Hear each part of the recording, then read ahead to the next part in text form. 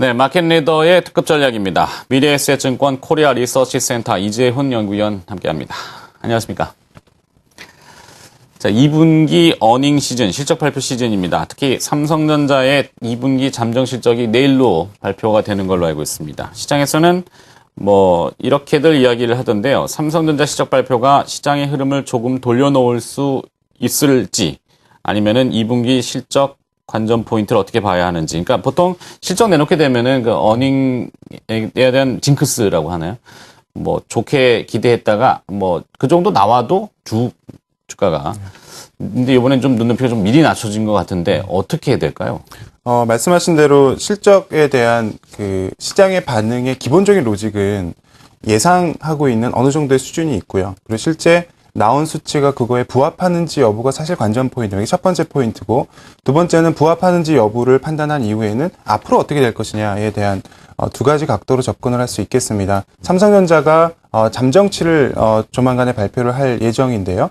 이 부분에 대해서는 최근에 실적에 대한 우려 때문에 좀 빠졌던 부분들이 있고, 그 부분들이 있기 때문에 사실은 그렇게 크게 우려하고 있지는 않는 상황인 것 같습니다.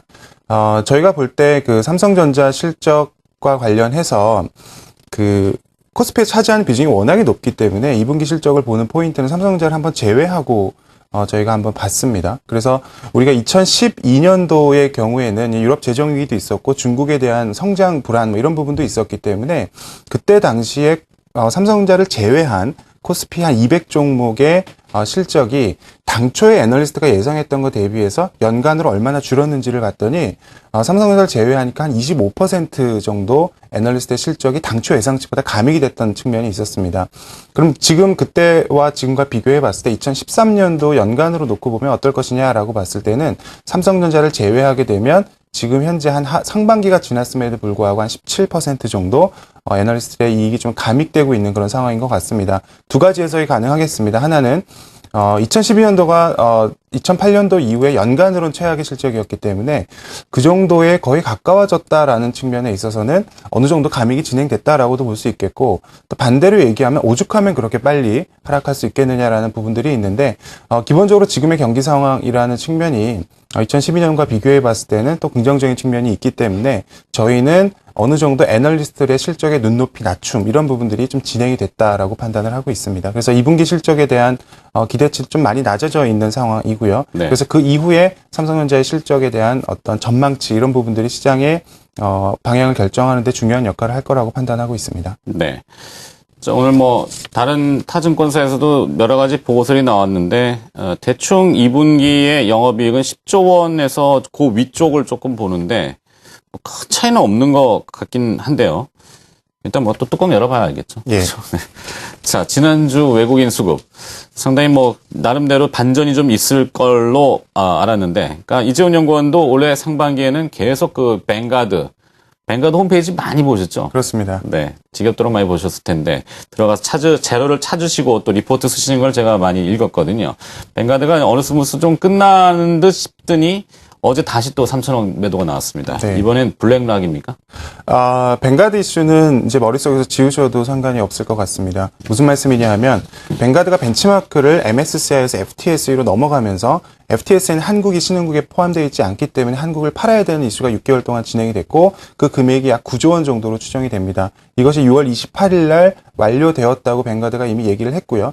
그러면 뱅가드 신흥국 펀드는 이미 FTSE를 추정하고 있는 펀드로 넘어가 있기 때문에 FTSE는 한국이 없습니다. 그렇기 때문에 뱅가드와 관련된 이슈는 한국 시장에 최근에 신흥국 자금 빠지는 부분에 있어서는 좀 힘을 좀 덜었다라고 볼 수 있겠고, 최근에 신흥국에서 자금 이탈이 있는 부분들은 패시브 자금 이탈이 좀 있습니다. 그 부분들은 뱅가드 다음으로 상당히 많이 큰 규모를 차지하고 있는 블랙락 자산운용의 iShares 이머징 마켓 인덱스 펀드인데, 이거는 뱅가드와 달리 MSCI를 추정을 하고 있습니다. 한국이 당연히 포함이 되어 있는 상황인데 최근에 그 부분에 좀 환매가 나오면서 외국인들의 매도가 좀 나오는 측면이 있고요. 그리고 지난주 주말 같은 경우에는 외국인들이 다 좀 순매수하는 그런 경향이 있었는데, 어제 2천억 원 넘게 이제 매도가 나왔던 부분들에 있어서 조금 걱정스러운 부분들은, 일단 말씀드린 대로 글로벌 그 인덱스 펀드에 대한 환매가 좀 진행이 되고 있다는 측면이 하나가 있고, 또 하나는 외국인들이 한국 시장을 주도하고 있는 코스피 동선을 결정하는 데 있어서 상당히 중요한 부분이 선물의 어떤 매도 흐름인데, 우리가 이제 미결제 약정이라고 해서 그 기존의 포지션을 청산하지 않은 부분들이 상당히 많이 지금 나와 있습니다. 선물 매도하는 과정에 있어서 이 부분들이 지속적으로 좀 줄어들지 않는다라고 하면 우리가 예상할 수 있듯이 어떤 차익 거래 프로그램이 들어와서 시장을 좀 올린다라든지 하는 부분들, 그 부분들이 조금 부담스러울 수 있다라고 저는 판단을 하고 있습니다. 그런데 큰 틀에서 보면 양적 완화 조기 종료 관련된 출구 전략 이슈 때문에 자금이 많이 이탈을 했었는데, 그림을 하나 가지고 와봤습니다. 이것도 네. 제가 일전에 보여드린 측면인데 업데이트를 한번 해보면, 신흥국 주식형 펀드로 자금 유입이 평균적으로 어느 정도 들락날락 하는지를 보여드리고 있는데, 보시는 그림에서처럼 지금 현재 자금 이탈이 상당히 가파르게 진행되면서 2001년부터 10년 넘는 기간 동안의 자금 유출입의 동향을 봤을 때는 거의 마이너스 2표준 편차, 평균에서 멀어진 정도가 상당히 높은 수준, 그림상에서 보시더라도 거의 한 바닥 정도 레벨까지 와 있는 상황이기 때문에 추가적으로 더 어그레시브하게 신흥국에서 자금을 뺄 거냐라는 부분에 있어서는 그렇게 제가 긍정적으로 보고 있지는 않는 상황입니다. 그래서 일단 외국인들이 강하게 들어오지 못한 부분들이 좀 시장에 실망을 주는 부분들이 있습니다만, 이탈과 관련해서 봤을 때는 어느 정도 큰 클라이막스에 지금 도달해 있는 상황이 아닌가 판단을 하고 있습니다. 네. 자, 글로벌 자금 동향을 추적해 보면은 항상 뭐 선진국과 신흥국 자금이 왔다 갔다 한다고 하는데, 사실 우리의 정체성은 어디입니까? 대한민국은 그 중간에 있나요? 중간에 있다고 볼 수 있을 것 같습니다. 네, 그러면 자금 동향을 추적해 봤을 때 우리 현재 위치를 또 알아야지 앞으로 대응도 할 수 있을 것 같은데요. 분류상 한국은 신흥국의 MSCI 분류상으로는 되어 있고요. FTSE로는 선진국의 분류가 되어 있습니다. 물론 MSCI 추정 자금이 워낙 많기 때문에 신흥국으로 보시는 것이 맞고요. 저희가 이제 출구 전략과 관련해서 여러 가지 자산들의 자금 이탈이 초미의 관심사이긴 한데요.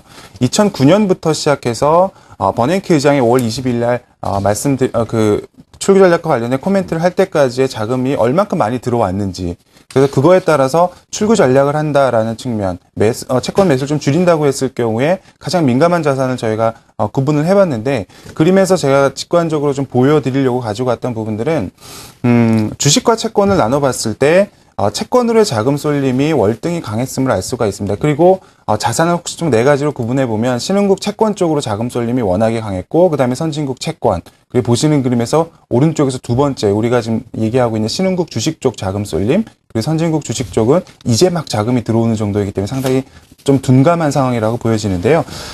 그 다음 그림을 제가 하나 설명을 드리겠습니다. 요거는 5월달 버냉키 의장이 얘기한 이후부터 자금 이탈이 좀 나타나고 있는데, 어느 정도로 강하게 이탈되고 있는지를 나타내는데요.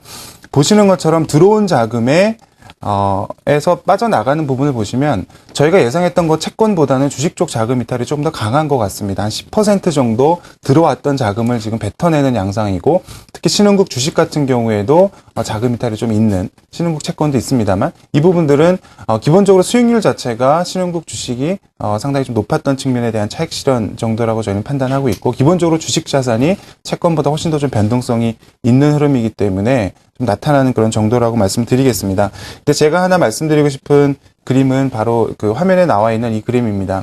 한국이 지금 어디에 있느냐라는 관점에서 볼 때는 지금은 우리가 흔히 신흥국을 두 가지로 분류를 하고 있는 것 같습니다. 브릭스, 중국을 중심으로 한 브릭스 국가가 있고요. 그 다음에 우리 동남아시아라고 흔히 얘기하는 이제 아세안 국가들을 볼 수가 있겠는데요. 지금 보시는 그림의 빨간색 선은 신흥국으로 자금이 2005년부터 쭉 이렇게 들어오는 과정에 있어서 어느 지역으로 좀 더 배분이 됐느냐라는 관점인데, 아세안 국가로 금융위기 이후로부터 오히려 더 자금 배분이 많이 진행되는 흐름이었고, 브릭스의 경우에는 저 화살표로 보여드린 것처럼 리만 브라더스 파산 이후부터는 오히려 브릭스에 대한 자금 배분 좀 줄어드는 그런 양상인 것 같습니다. 이 그림을 보시면 좀 이해가 가실 수 있는데, 신흥국의 경우에서 보시면 아세안 국가가 신흥국 평균 대비해서 밸류에이션이 얼만큼 더 프리미엄을 받고 있는지를 나타내고 있습니다. 빨간색 그림에서 보시는 것처럼 아세안 국가의 밸류에이션은 신흥국 대비 한 40% 정도 그 프리미엄을 받고 있는 상황이고요.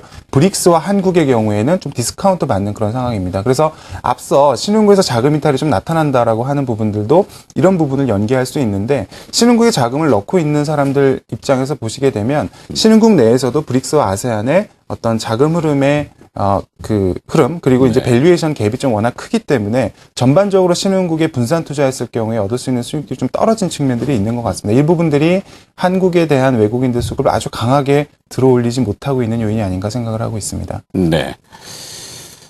자, 뭐 시간이 또 정해져 있으니까 오늘은 여기까지만 듣도록 하겠습니다. 마켓 리더의 특급 전략이었고요. 미래에셋증권 코리아 리서치 센터 이재훈 연구위원이었습니다. 고맙습니다.